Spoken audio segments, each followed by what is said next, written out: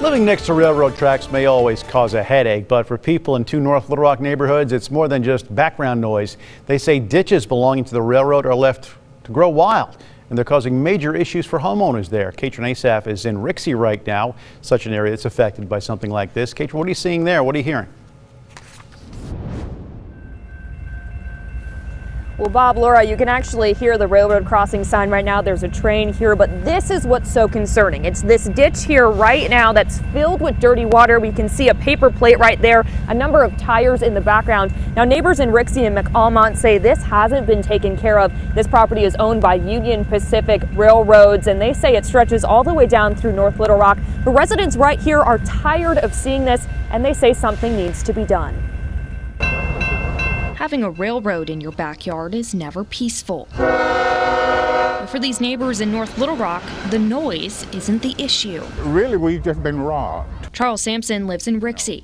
He says for years his home has been waterlogged due to poor drainage in backyard ditches, part of which is coming from the tracks. We're getting flooded from the railroad tracks on the back and from 161 on the front. He's seen home after home deteriorate from the sludge, his house included. This is the ceiling.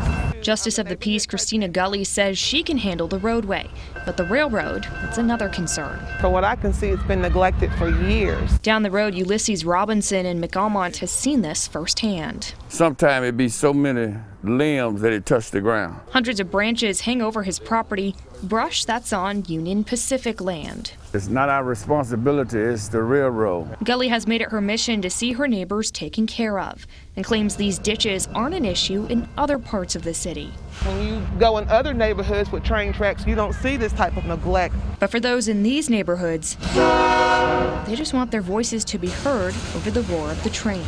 But they want to be respected, that's all.